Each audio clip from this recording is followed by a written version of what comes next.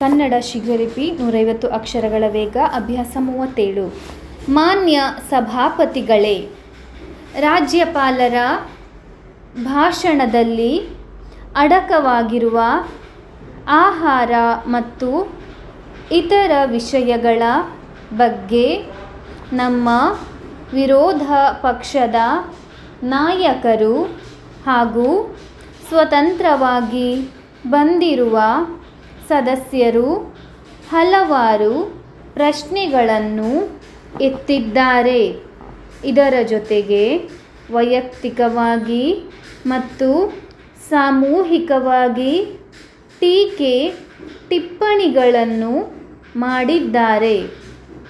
ಈಗ ಕೆಲವು ಸಮಯದ ಹಿಂದೆ ವಿರೋಧ ಪಕ್ಷದ ನಾಯಕರುಗಳಿಗೂ ಹಾಗೂ ಮಂತ್ರಿಗಳಿಗೂ ಕೆಲವು ವಿವಾದಗಳು ನಡೆದಿತ್ತು.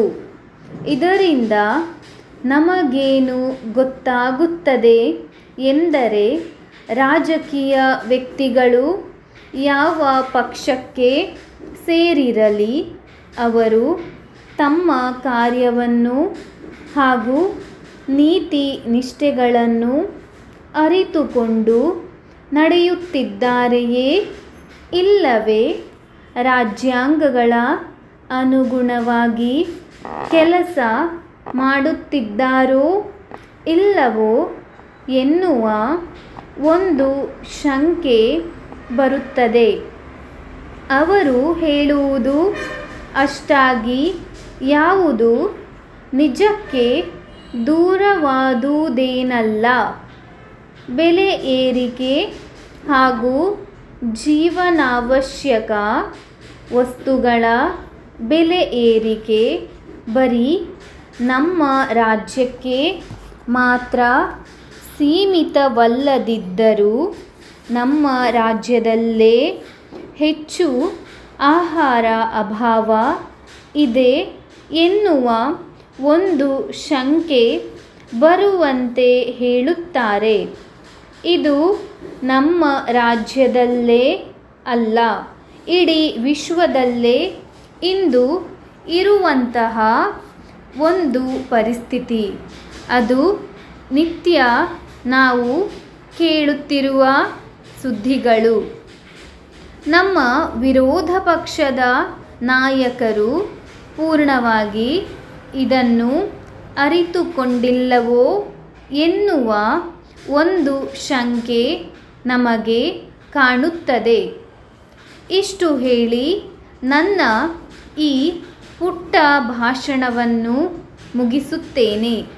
ಮಾನ್ಯರೇ, ಇತ್ತೀಚೆಗೆ ವಿವಿಧ ಕಂಪೆನಿಗಳ ಜೆರಾಕ್ಸ್ ಮಿಷನ್ಗಳು ನಿಮ್ಮ ಅಂಗಡಿಯಿಂದ ನಾವು ಕೊಂಡಿರುತ್ತೇವೆ.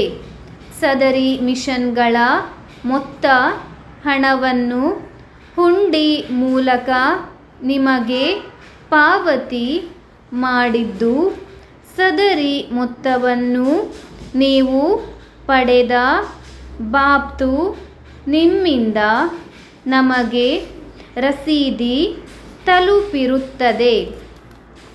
ಆದರೆ ನಿಮ್ಮ ಜೆರಾಕ್ಸ್ ಮಿಷನ್ಗಳು ಕೆಟ್ಟು ಹೋಗಿರುವುದು ಕಂಡುಬಂದಿರುತ್ತದೆ.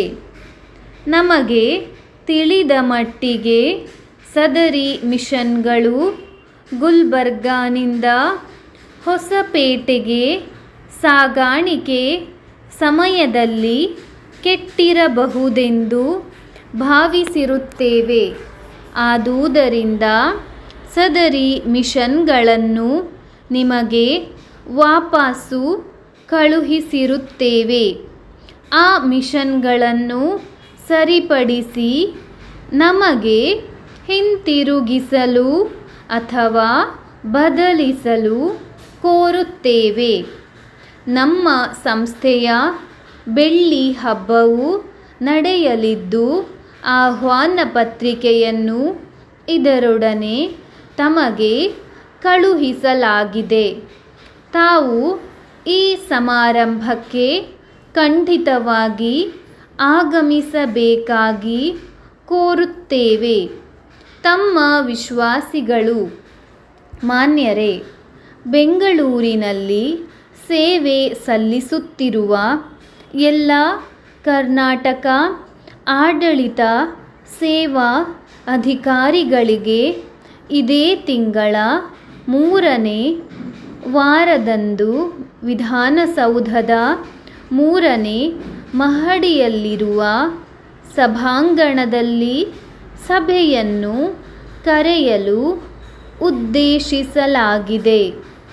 ಈ ಸಭೆಯನ್ನು ಕರೆಯುವ ಮುಖ್ಯ ಉದ್ದೇಶವೇನೆಂದರೆ, ಕರ್ನಾಟಕ ಸರ್ಕಾರದ ನೀತಿಯಂತೆ ಆಡಳಿತದ ಎಲ್ಲ ಹಂತಗಳಲ್ಲೂ ಕನ್ನಡ ಭಾಷೆಯನ್ನು ಜಾರಿಗೆ ತರಲು ಕೈಗೊಳ್ಳಬೇಕಾದ ಕಾರ್ಯಕ್ರಮ ಮತ್ತು ಈ ದಿಸೆಯಲ್ಲಿ ರಚಿಸಿದ ಸಮಿತಿಗಳು ನೀಡಿರುವ ಶಿಫಾರಸನ್ನು ಚರ್ಚಿಸಿ ಇವುಗಳ ಅನುಷ್ಠಾನದ ಬಗ್ಗೆ ಕಾರ್ಯಗಳು ಕರ್ನಾಟಕ ಸರ್ಕಾರದ ಕನ್ನಡ ಅಭಿವೃದ್ಧಿ ಪ್ರಾಧಿಕಾರವು ಹಲವಾರು ಮುಖ್ಯ ಅಂಶಗಳನ್ನು ಗಮನಿಸುವಂತೆ ಕೋರಿ ಈ ಪತ್ರದೊಂದಿಗೆ ಅನುಬಂಧವನ್ನು ಅಧಿಕಾರಿಗಳ ಗಮನಕ್ಕೆ ತರುತ್ತಿದೆ. ಈ ವಿಷಯವು ಅತ್ಯಂತ ಮುಖ್ಯವಾದುದರಿಂದ ಸಭೆಯಲ್ಲಿ ಸಕ್ರಿಯವಾಗಿ ಭಾಗವಹಿಸಲು ಕೋರಿದೆ. ತಮ್ಮ ವಿಶ್ವಾಸಿಗಳು